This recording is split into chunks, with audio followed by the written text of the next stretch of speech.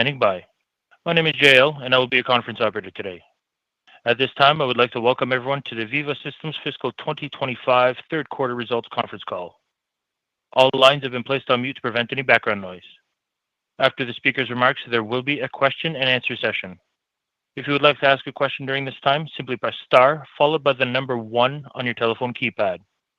If you would like to withdraw your question, just press star 1 again.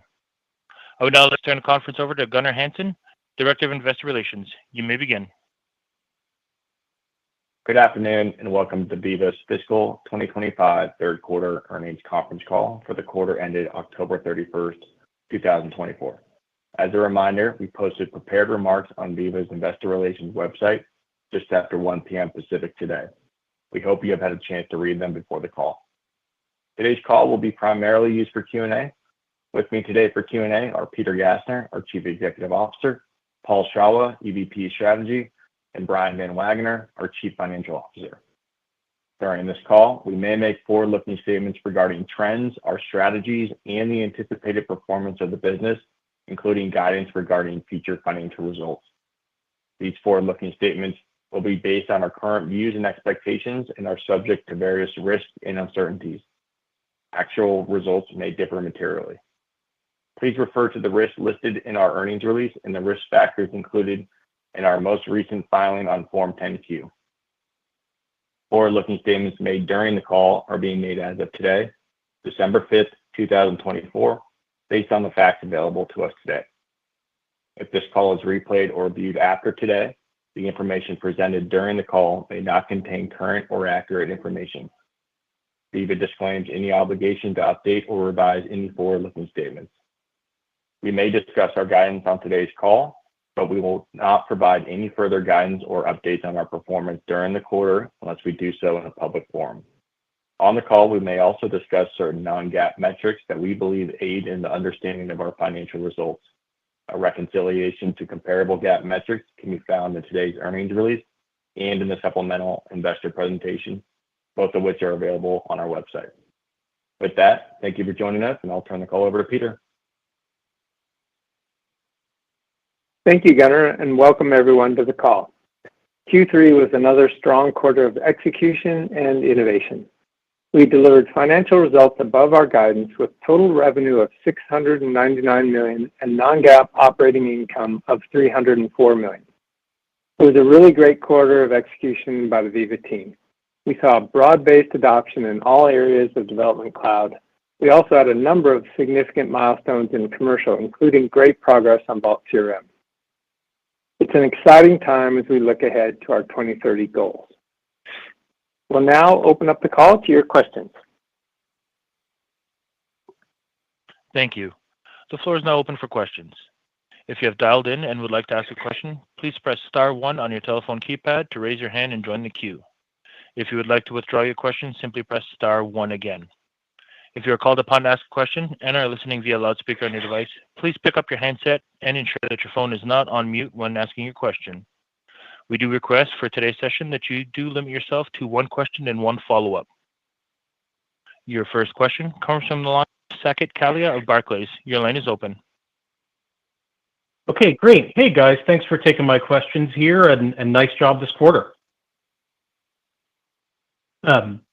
Peter, maybe just to start with you, to your point, Veeva did have some nice innovation this quarter, particularly with Vault CRM. So I was wondering, as you talk to customers about their migration away from Veeva CRM and away from other potential competitors, what's sort of the future? What are the future roadmaps that you're sort of speaking to them around the benefits of Vault CRM? I guess as we all sort of wonder about the effort involved in moving off of Veeva CRM, what are you talking about the main benefits when moving to Vault CRM, if that makes sense? Yeah, Saket, excellent question. I'll try to keep that crisp. One of the benefits is a really important one that they've always appreciated from Veeva is continuous innovation of features. So you see the Veeva CRM team, that great Veeva CRM product team, product management team, who's been keeping that industry-leading application for the years, that's now on Vault CRM. So the way to stay on that innovation train is to be on Vault CRM. So they're looking forward to that. The other one is the idea of a platform for customer centricity that can span sales, medical, marketing, and service. A single view of the record so that they can both be more efficient with their customers, but also more respectful. Now, in life sciences, you have smaller biotechs. They may have 200 people in their company. You have large biopharma. They may have 50,000 people in their company and over 20,000 people in their field. So there's different levels of appetite for change. You can change 200 people faster than you can change 20,000 people. So for the small biotechs, they're looking forward to wow, we could just jump on and we could just be clean on that quickly. For the larger companies, with 20,000 employees, they will look to be enthused about, well, there's potential there, right? We could change to that when we want to if Veeva delivers that in the way we think they're going to. So they view it as optionality. Got it. Super helpful. Brian, maybe for my follow-up for you, it was great to see the strong Q4 billings outlook remain largely unchanged, of course, on the back of a strong Q3 as well. Maybe the question is, can you just talk a little bit about how much the CDMS ramps are contributing to that, and how you sort of think about CDMS as a driver for billings going into next year as well, even anecdotally? Yeah, thanks, Saket. So I think we're not going to get into the specific, detailed billings information by product area, but overall within CDMS, I'd say it's playing out about as we expected. Recall a lot of the CDMS growth is predefined multi-year ramps, and so those are largely proceeding as expected. And then, more broadly in Q4 and generally going forward, I think our growth and our billings are driven more by a broad base of products than any one product in particular. Very helpful. Thanks, guys.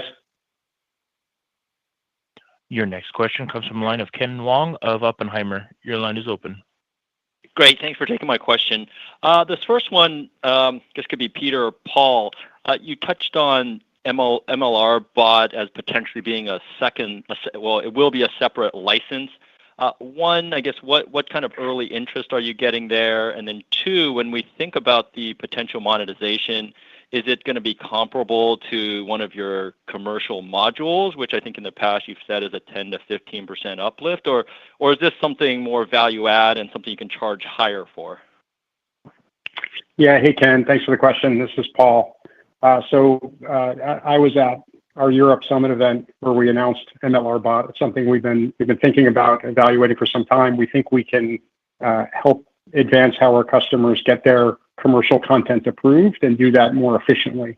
That's what this is about, providing checks using Gen AI to understand and provide insights as to what parts of the content they need to spend time on and what parts of the content they can move very quickly with. So there's a lot of excitement. This is a really core process for life sciences companies. So a lot of excitement there. We are planning on this will be a separate license. It will be, the way to think about it is roughly an add-on to what we're providing in PromoMats. And then in terms of sizing and the monetization, we're still working through the details on that. But there's a ton of excitement from our existing customers. We look forward to getting some early customers started on that as we go into next year. Got it. Perfect. And then Brian, also in the prepared remarks, you guys touched on kind of good billings upside driven by services. And when I think about the year, the first part of the year, perhaps some push out in services. Now you're calling out potentially some better services. Anything to read into that, or again, maybe more just kind of one-off timing dynamic? Thanks, Ken. I think overall, really pleased with the execution from the team on both the subscription and the services side in the quarter. We saw several projects complete or progress more quickly than we'd previously expected. And so that's the main driver of the beat on revenue and billings for services. I think you'll recall that the earlier part of the year, we had several different factors impacting performance, one of which was subcontractor revenue. And so I think what we're seeing now is stabilizing of that base, and pleased with the team's work in Q3 and as we look ahead. Okay, fantastic. Thanks a lot, guys. Your next question comes from the line of Joe Vruwink of Baird. Your line is open. Great. Thanks for taking my questions. In the prepared remarks, there was mention that Veeva is making progress on several large strategic partnership opportunities in Development Cloud. I wanted to see if these are maybe similar in scope to how Veeva has come to work with the likes of Merck and BI and what was discussed under kind of those large strategic engagements. And if not, or if so, can you maybe speak to any commonality in terms of the discussions you're having, the type of solutions or end objectives that sponsors are looking to achieve and see as possible by just leveraging Veeva in a greater way?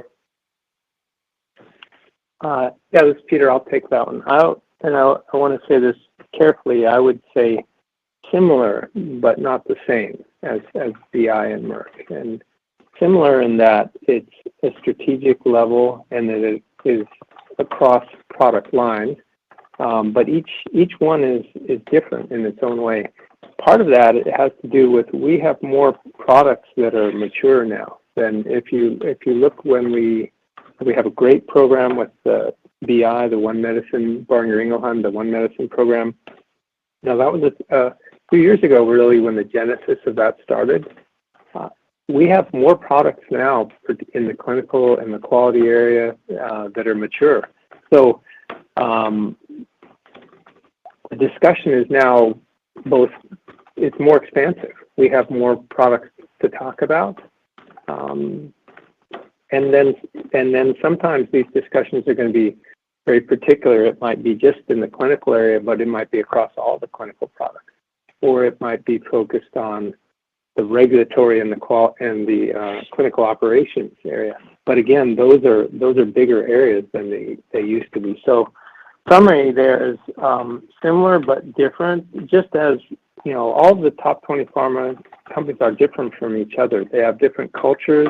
They have different product portfolios.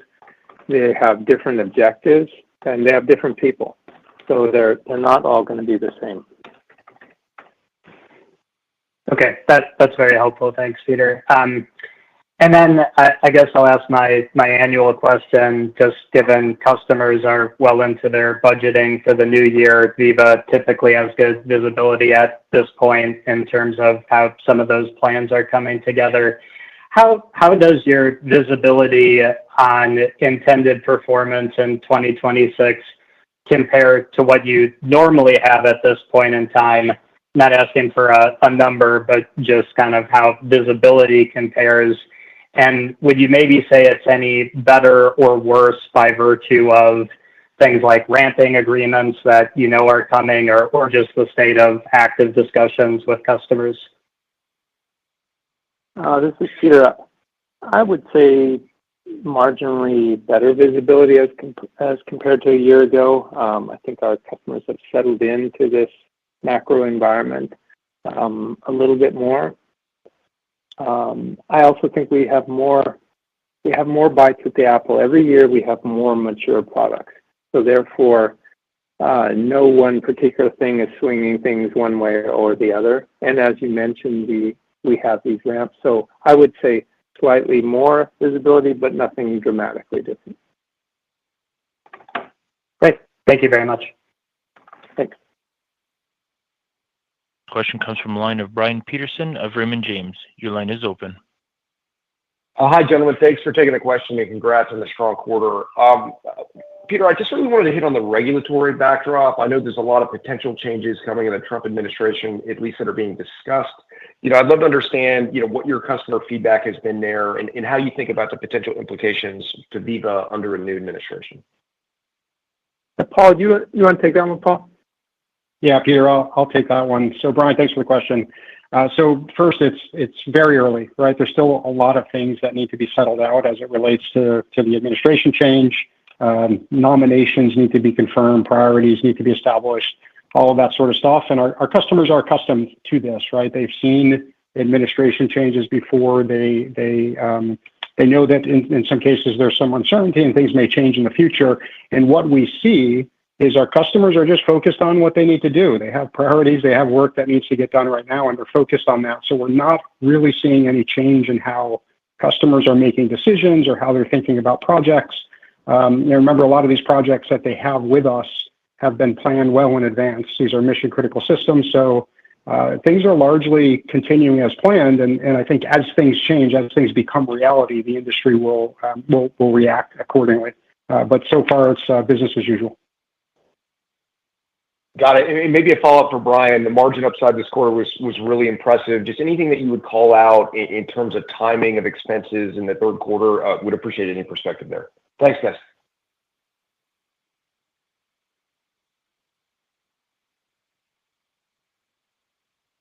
Hey, Brian. Thanks for the question. This is Brian as well. So in Q3, I think the revenue outperformance, roughly speaking, about half driven by the revenue beat, and then a quarter driven by the timing of expenses, and the remaining quarter driven by just continued expense discipline. So on those timing elements that you asked about, there's some things that we expected to hit in Q3 that will instead move into Q4 or into Q1. And we always expect some variability there, but nothing specific.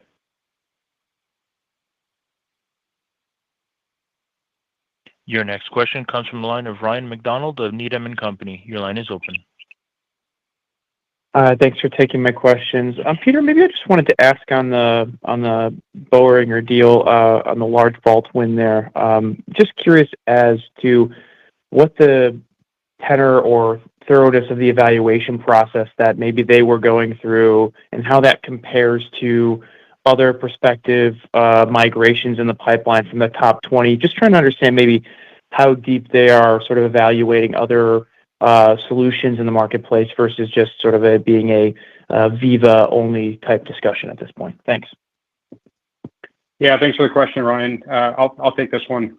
First of all, the Boehringer Ingelheim announcement was super exciting. It's an innovative company.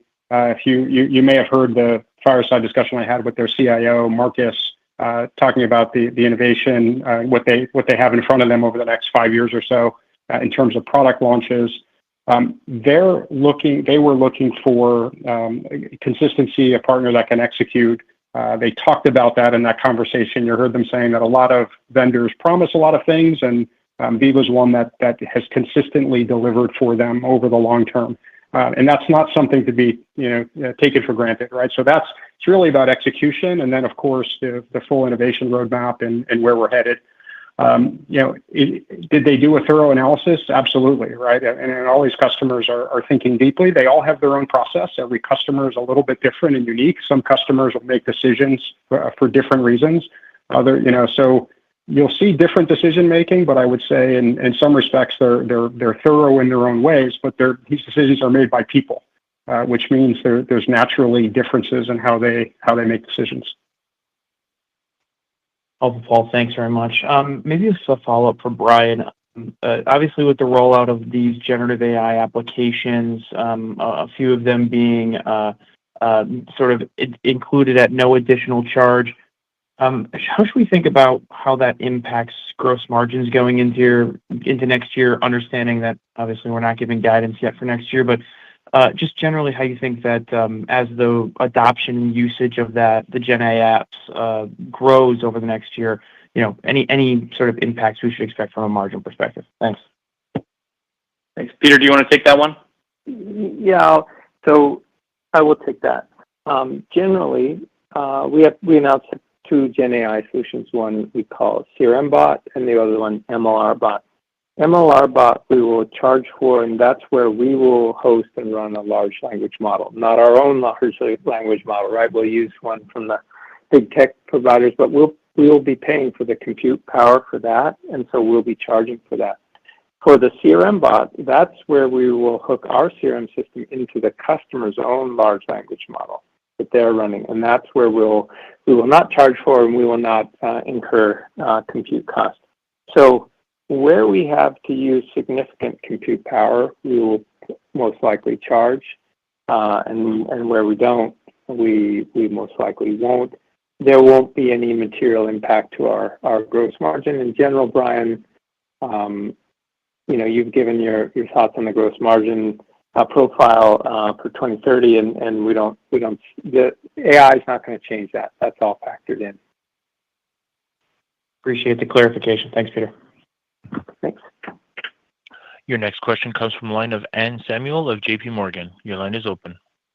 Hi, thanks so much for taking the question. You highlighted that your safety solutions are approaching a tipping point, and I was wondering if maybe you could provide a little bit more color about, what that means. And then could you just remind us of the relative size of this market? What's the unmet need and where Veeva is differentiated here? Yeah. So it's more of a feeling, when you're approaching a tipping point, it's a little bit different than being at the tipping point. So it's the level of depth of the customer conversations we're having in multiple large customers.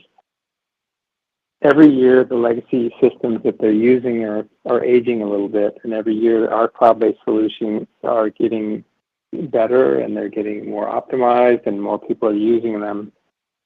And it's just kind of like that. You have a feeling that the tipping point is coming. We've also filled out our suite. We have our core safety processing application, which we've had for some time, but now we have Safety Signal and Safety Workbench available. Those are things they need.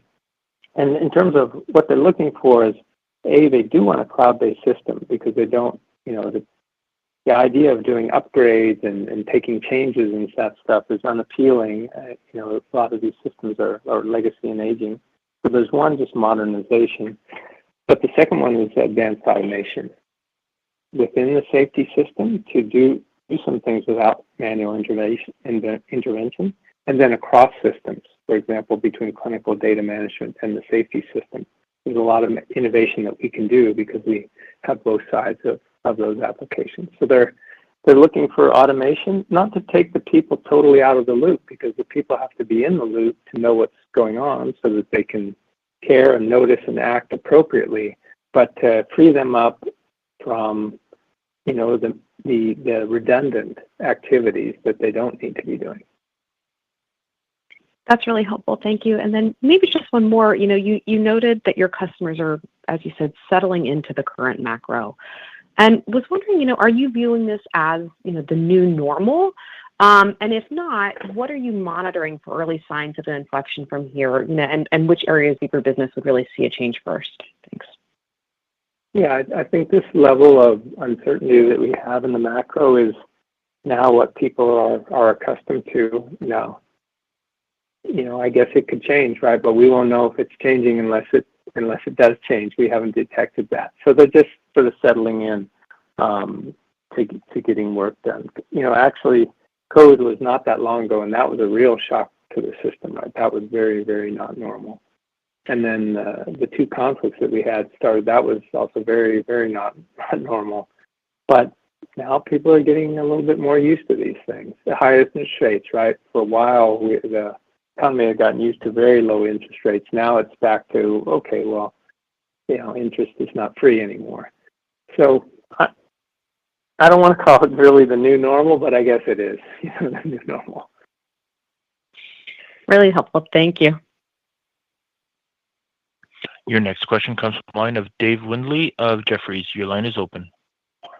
Hi, thank you, and I apologize for background noise if it comes through. I was wondering, understand you answered the question about changes in administration earlier, but theoretically, if appointments were approved and if appointments, followed through on some of their desires and direct-to-consumer advertising was eliminated, how would that impact your business model positively or negatively? Thanks.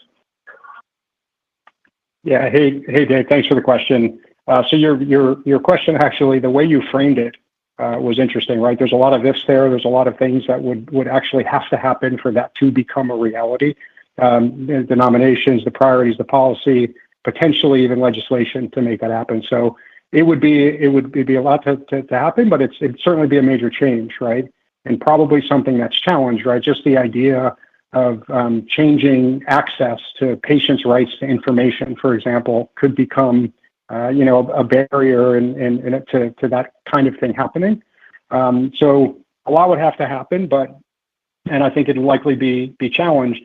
In terms of what happens to our business, I think this is the kind of thing that, if it were enacted, would take many, many years because of it being challenged. So I don't expect any near-term impact on our business, and I haven't seen our customers really reacting in any sort of negative way, even given some of the commentary that's been out there. So, I think it's kind of deal with it when it happens, and I think that's how our customers are thinking about it and focus on the near term.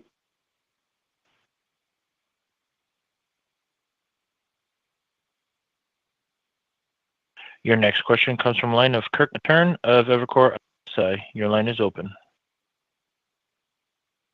Hi, this is Bill on for Kirk, and thanks for taking my question. In the prepared remarks, you noted that Crossix has been driving commercial growth. What factors at play would you say are driving this performance? I think really good execution by the Crossix team, some real innovation that they're doing, particularly in the audiences area, with the micro audiences, getting more fine-tuned. Also, our data network is growing all the time.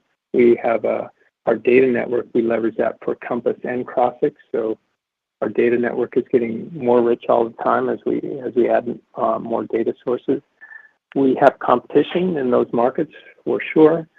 I think our competition has had some stumbles in the last year or two, maybe made some promises that they couldn't deliver on. And Veeva tends to do, well, right? When a new player comes into a market, makes a lot of promises, and then doesn't do well, that creates a tailwind for us. So I think that's a positive.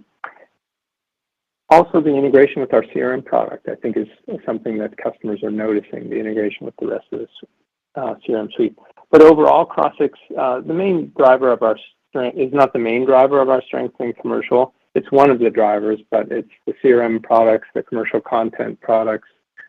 Compass had a good quarter, et cetera. Crossix was, it was one of the wheels on the train. Great. Thanks for taking my question. Thank you. Your next question comes from the line of Gabriela Borges of Goldman Sachs. Your line is open. Hi, good afternoon. Thank you.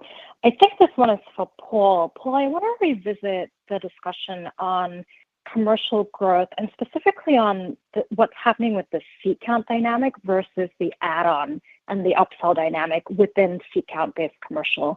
Maybe just give us an update on how those two factors are playing out and to what extent you're still seeing pressure in seat count and to what extent you feel confident that you can offset any seat count pressure with add-ons. Thank you. Yeah, so I think your question is about seat count and as well as in core CRM, also as it relates to the add-ons. So overall, the market's relatively stable. So we over the last couple of years, you've heard us talk about some of the shifts in the dynamics as the industry's become a little more digital. We saw some reductions. That has generally stabilized out. So although you may see individual companies adding or reducing their rep counts, on average, the industry is relatively stable. So I don't expect much change there. As it relates to our add-on products, we continue to make progress there, meaning the attach rates become higher. As every quarter goes on, we tend to increase our attach rates with some of those products. Some have higher attach rates, others still have more room to grow. So that's the way to think about it. I think it'll be relatively stable over the next couple of years as it relates to a market perspective. I think the market's at a new steady state. Yeah, that makes a lot of sense. Thank you.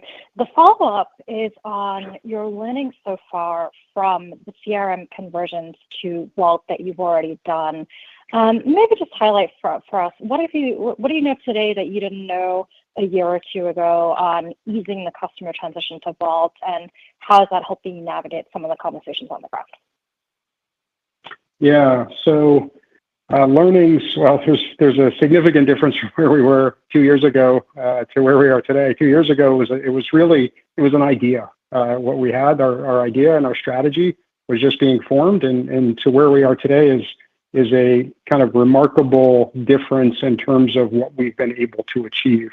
Now a product and market that's at full functionality, We have our first early migrations, which are planned to be live, or the technical go lives happening this year, and then some big migrations happening next year. So we've learned a lot, I would say, around the migration tooling. We've built the migration tooling, and now we have confidence that we know what that needs to do. We know you always find things as you go along, right? You learn as you go along, and we found things that didn't work, and we fixed it. And now the migration tooling and technology is in a good place. We've learned ways to help make it even more disruptive, or even less disruptive, for customers. So I think we feel really good about that. And then I think maybe the third thing is just thinking about, particularly for small and mid-sized customers, how they're able to really take advantage of that move to Vault CRM very quickly, and then turning on some of this new innovation very fast.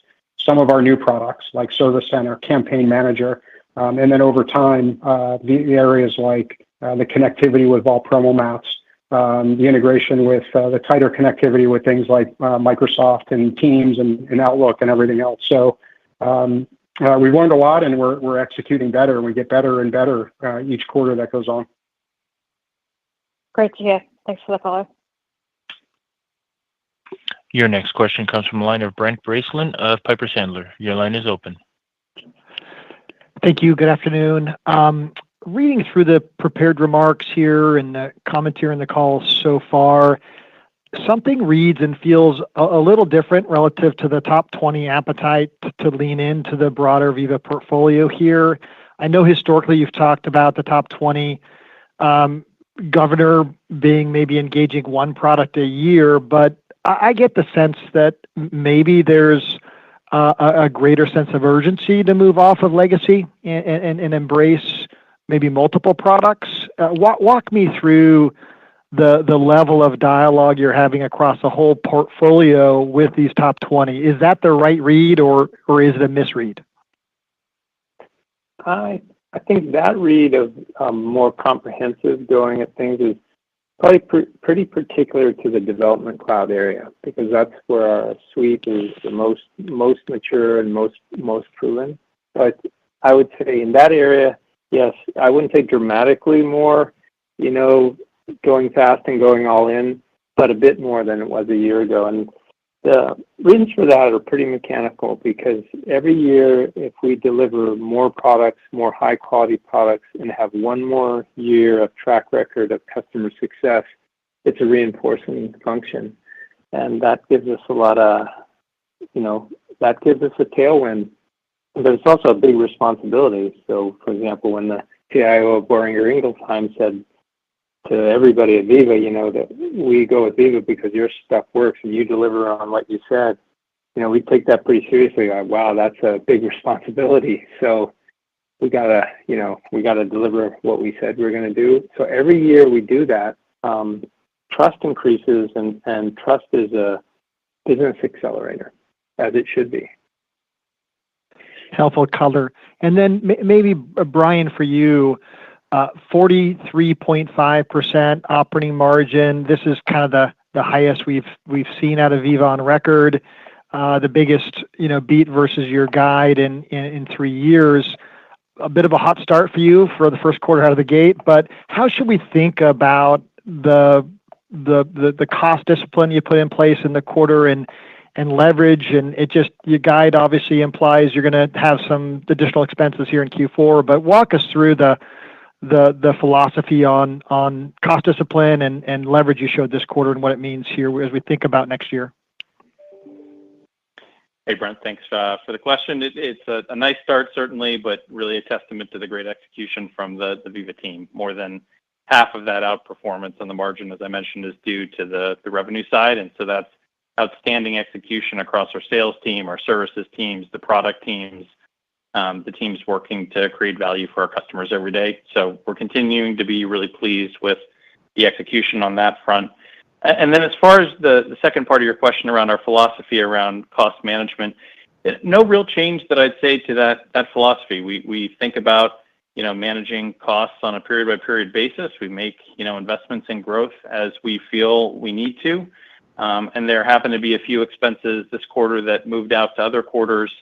and then that ongoing cost discipline that you've heard from us in the past. So overall, strong execution from the team on both the top and the bottom line. Helpful. Thank you. Your next question comes from the line of Stan Berenshteyn of Wells Fargo. Your line is open. Hi, thanks for taking my questions. First, we'd just like to follow up on Vault CRM. At the Investor Day, you had suggested more top 20 commitments likely to be announced over the next 6 months or so. So clearly these conversations are maturing. Now, as you reflect on these discussions you're having with clients, what have been the gating factors to get these commitments? And with Vault CRM already out in the wild, as you say, has the hurdle for these commitments come down at all? Yeah. Hey, Stan. First, we're excited about where we are. We got our 4th top 20 commitment. We're executing really well. We're pleased with the progress there. I do continue to expect additional commitments over the next several months. Yeah, I mean, it's a significant advantage having a real product, right? Having a product in the market. We have customers live. We have customers migrating to it. We're innovating in the product in many different ways, and I got to hear a lot about that innovation, our customers' reaction to that innovation in person and at our customer summit event. Everything from what Peter talked about, sales, marketing, and medical in a single vault. That's foundationally different. Our AI strategy, we talked about how we're executing well against that. So in a sense, I would say, yeah, each deal that we have, we make a little more progress. But certainly, I would also, kind of balance that with every customer is a little bit different. They optimize for different things. We're certainly not going to win every deal, but we still expect to win the vast majority of the deals that are out there. And we're pleased with kind of where things stand and the progress we're making so far in top 20 and beyond. Great. And then quickly, on your pivot toward horizontal enterprise applications, when can we expect a more concrete product strategy that you'll be able to share with us? Thanks. Yeah, I'll take that one. In terms of the new markets, horizontal business applications, we're taking a platform-specific approach there. In terms of any update in terms of exactly what application area or customer segment, there's no specific timeline for that. We'll just have to let that play out, and we'll let you know when we have more information available. Great. Thank you. Your next question comes from the line of Tyler Radke of Citi. Your line is open. Yeah, thanks for taking the question here. If you think about FY26, I know you're not giving formal guidance, but just any way of framing how we should think about the growth in the context of this year and your long-term targets. And as we think about the macro environment, clearly your numbers have been very resilient.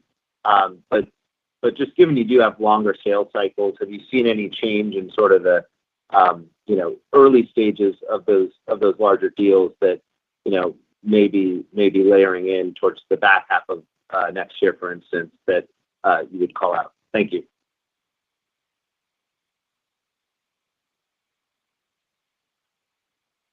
Hey, Tyler. So as Peter covered, I think we've got probably a little bit better visibility to next year, marginally speaking, than prior years. But we're not giving FY26 guidance at this time. We'll do that after the Q4 results. Overall, for the year, our updated guidance reflects subscription growth of about 15%. So we're really pleased with that growth rate against our long-term growth targets.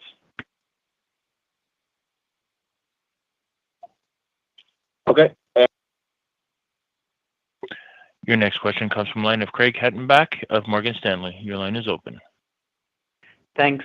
Just going back to the horizontal strategy and the strength in the core business margin profile today, how do you think about that in terms of perhaps giving you a little bit more leverage to make some of these investments as you get that going? Yeah, I'll take that one. Well, we just have to do the right thing by the customers, and that's about keeping lean teams, product excellence, delivering a lot of values, and you see that in our financial profile, right? We spend almost twice as much in product as we do in sales and marketing. So that's really our focus, being efficient.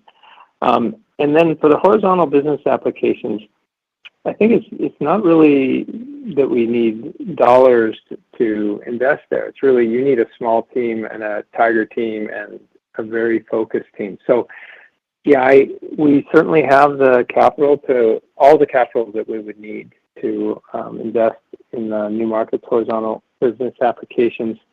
With the additional revenue, what we have coming in, mostly we're going to put that into customer support and customer success and new products and filling out our existing products inside of life sciences. So that's basically the way to think about that. The revenue in life sciences will really stay in life sciences. Got it. And then I just had a follow-up question on services. As that market looks to be stabilizing, how do you think about that on like a multi-year profile from a growth, even if it's a range? Like, what's a reasonable growth assumption in services, looking out next couple of years? Hey, Craig, this is Brian. So, I think as with the revenue guidance, we won't give specific guidance on services revenue until after our Q4 results. But happy with how the team are continuing to execute and the momentum we saw coming out of Q3. Okay, thanks. Your next question comes from the line of DJ Hines of Canaccord. Your line is open. Hey, guys. Congrats on the nice quarter.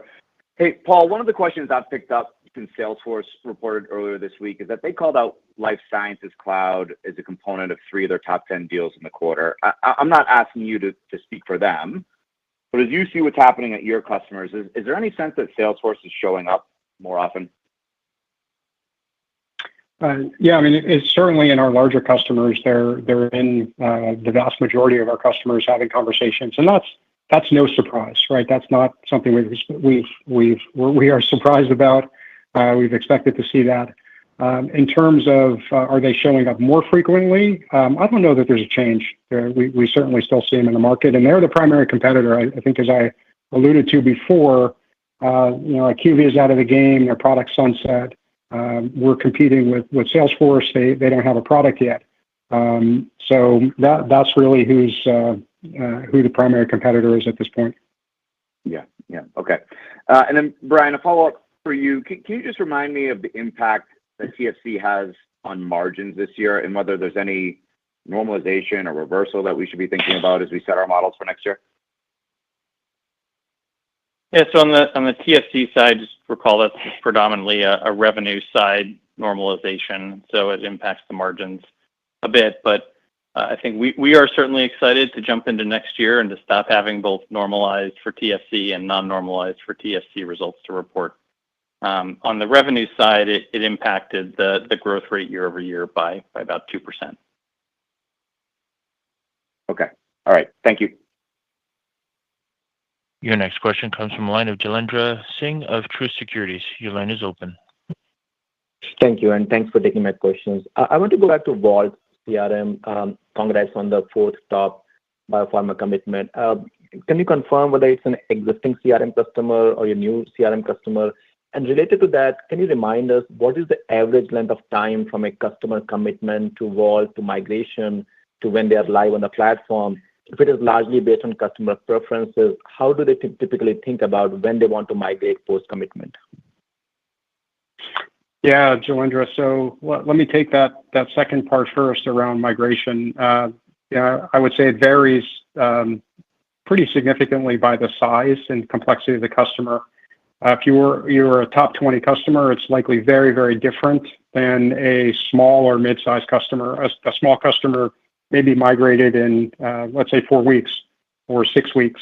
And then as you expand up to a top 20, that can take closer to 2 years, right? So we see that difference. In terms of their timing, when they make a commitment, the commitment depends on their time frame. We're not doing anything unnatural to try to force a commitment, and there's a lot of things that they have to think about.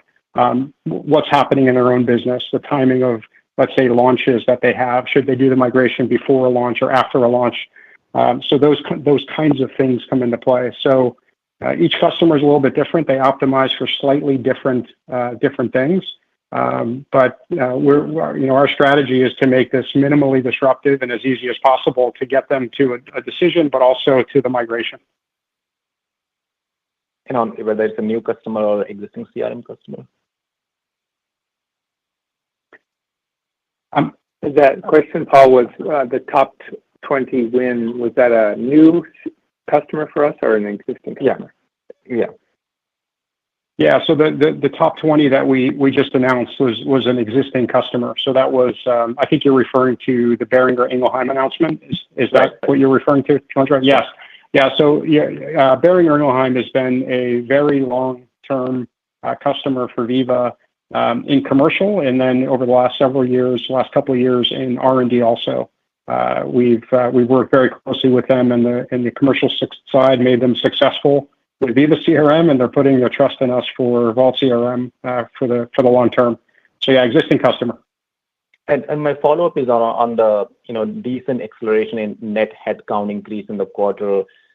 Anything to read into that? I mean, clearly you're seeing some good momentum here. Any particular areas you guys are focused on with respect to headcount additions, or is it more across the board? This is Brian. I'll take that question. So we were happy to see headcount increase in the quarter. We're continuing to make investments in growth. It's broad-based, but certainly in our product areas is a key focus as we look ahead to next year, and something we were pleased with the execution around the hiring of. Thanks, guys. Your next question comes from the line of Andrew DeGasperi of BNP Paribas. Your line is open.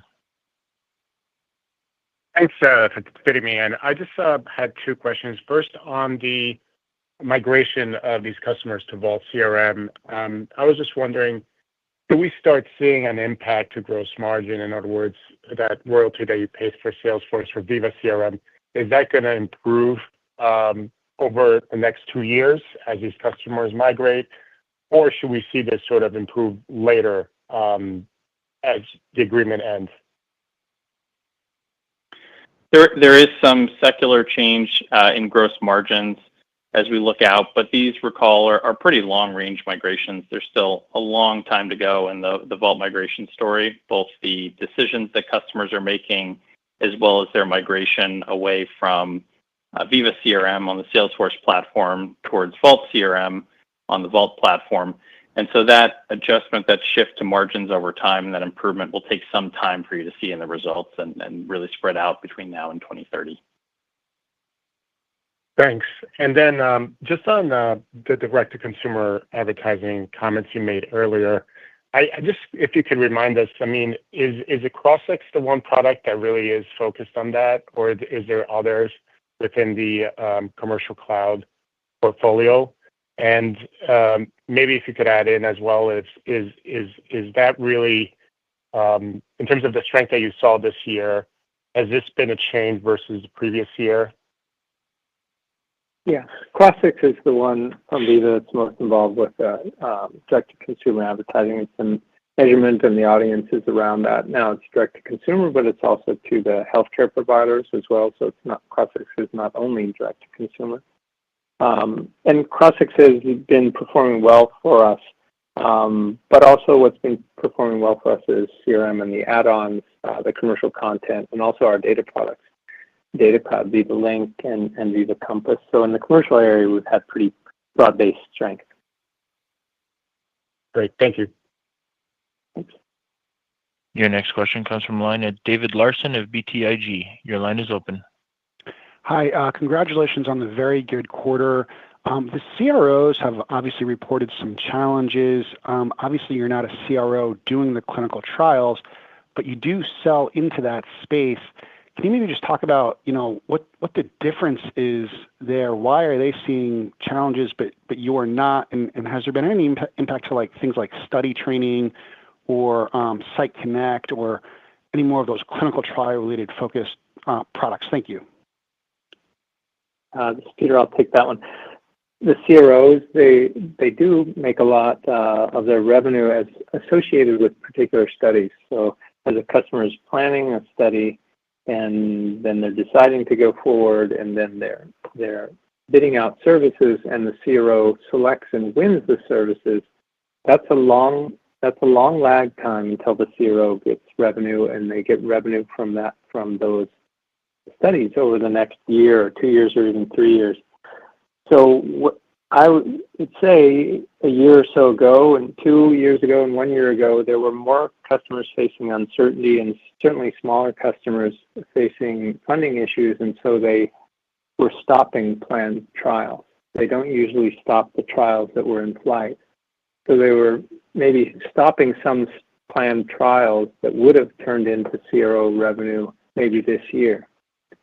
So that's maybe my best estimate of what you're seeing from the CROs. Now, how does that affect Veeva? It doesn't really, because most of our revenue is not on a study-by-study basis. CRO is a good channel for us, and some of that is study-by-study. For example, the EDC is study-by-study. Randomization and trial supply management is study-by-study for us in the CROs. But, for example, our eTMF product and our CTMS product, those are long-term enterprise license agreements that are not affected by the ups and downs of study volume. So we're not 100% insulated from the ups and downs in studies, but pretty darn close. Thanks very much. And then for Vault CRM wins, I think there were 14 in the quarter. That seems like a very good number. There were like 3 and 5 in fiscal 3Q and 4Q of 24 and 1Q of 25. 14 sounds like a lot. Is that a new sort of steady state, and why is there like such an uptick? Thanks. Yeah, so I think it might have been 13 if I remember the exact number correctly, but yeah, we see roughly that amount in the quarter. In fact, I think it was 13 exactly. We see roughly that amount each quarter. Think about it as these are companies most likely that are choosing a CRM system. So most customers that have products in market already, they already have some sort of system. Yes, there's still some of them to win, but the vast majority of the 13 are pre-commercial companies. They may be getting their field medical teams or getting prepared for their commercial launch, and that's what we're winning. And we're winning virtually all of those deals that are out there, and that's super exciting for us. And a lot of these customers will continue to grow and expand, as they go from their pre-commercial stage into something that's commercial and even larger. But yeah, we're winning. Our win rate is very, very high. Thanks very much. Your next question comes from the line of Charles Rhyee of TD Cowen. Your line is open. Yeah, thanks for taking the question. I wanted to ask about, obviously, with the Walgreens strategic partnership, maybe talk about a little bit more where you think you are in your journey in adding data sources to Compass and Data Cloud in general, and maybe just give us a sense on how you feel sort of your competitive position in the market there is currently. I'll take that one. Thanks, Peter. We're always looking for new data sources, and we look at that, and we're patient when we evaluate things, and when we see an opportunity to increase our data network, we'll take that if it's a reasonable opportunity. So Walgreens was a great partnership that we could have, and there's more of those we can do. In terms of our competitive position with our data network, I think we have the strongest data network in the industry. Remember, that powers Compass, and it also powers Crossix. And it's a patient-first data network. So we're getting a lot of data that has to do with patient data, not just retail pharmacy data. So I feel really, really comfortable with where we're at and the number of data sources we have and the way we do the matching of the patient data across multiple sources in a very accurate way. And that leads us to be able to make great products in both Compass, in the measurement and audiences, but also in Crossix, but also in Compass for our patient product and our prescriber product. Those are pretty disruptive products for the industry. There's a way that they've been doing things for multiple years. We're bringing out a bit of a disruptive way. So change takes time, but every quarter we're adding more customers and more customers for Compass Patient, and we've got a flywheel going there. It's a little flywheel as right now, but it's spinning, and I'm very happy with it. That's helpful. And maybe just to follow up on Crossix, obviously a key driver of growth in commercial. Can you give us a sense what the Crossix growth rate has been through the first 3 quarters relative to the 11% growth for commercial. Just give us a sense, is it growing faster or is it in line? Any color that would be helpful. Thanks.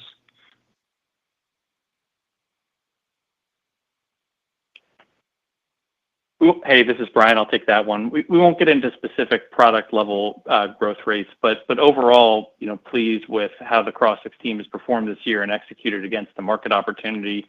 It's a really strong and healthy growing market, and we're continuing to take share in that, and something we hope to continue going forward. Okay, thank you.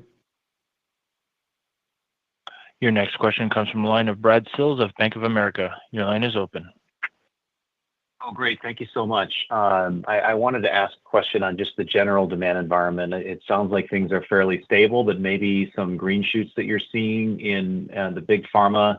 I think in some of the prepared remarks, segment of the commercial business, I'm sorry, the R&D business, if I'm reading that properly. So are you seeing any kind of, indications that things might be turning positive here, just in the general, spending environment? Thank you. I think it's a good environment for Veeva. I wouldn't say great. I think it's stabilized. So as we compare it to a year ago, it's a bit better. But these are long-term capabilities, especially in the development cloud and with the larger customers. Long-term capabilities that they're putting in. So it's not going to have dramatic ups and downs. But what I'm encouraged about is, the trains. These are big trains, and they're moving, and that's what we need to support our 2030 goals and our goals to add more value to the industry overall. So I was encouraged. I was really encouraged with the progress this last quarter. I was encouraged and energized by the individual discussions that the Veeva team was having with senior executives and that I was having with senior executives. So it was a good quarter.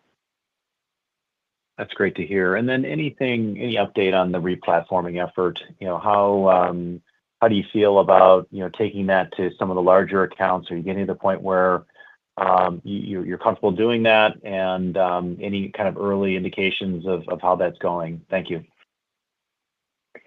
Yeah, the replatforming of Veeva CRM onto Vault CRM, very comfortable with that. We announced it 2 years ago. Of course, you're not comfortable with anything when you announce it. 2 years ago, you announced a plan, and it's a audacious plan, and you have to execute on it. So you better be paranoid at that time for obvious reasons. And we were really focused. We have live customers now.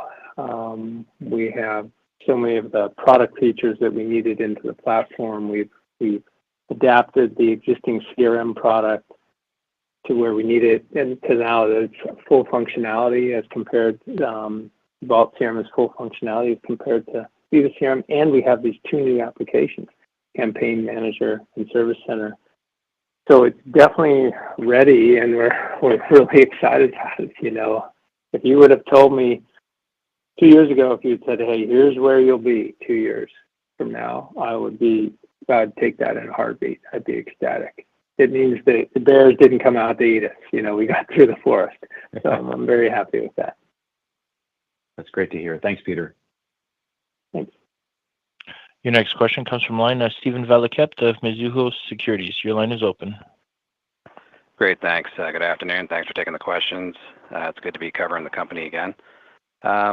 Just a couple of questions here. First, on the Development Cloud, on the back of our initiation, we did some channel checks on industry R&D spending trends, et cetera. And one of the questions I wanted to ask on that was actually just touched on the last question, but maybe just to drill in a little bit deeper. It does look like clinical trial starts, globally are actually growing again now for the last 2 quarters after declining for year-over-year for a couple of years. So I'm just curious, as the follow-up question around that, do you guys actually look carefully at data points like that? Or do you just focus more on your own, customer discussions, et cetera, that you just alluded to as far as your assessment of the marketplace? And then the only other quick follow-up question really is just at the Analyst Day a few weeks ago, the way you guys broke down your total revenue base by customer type was just a little bit different this year than it was last year.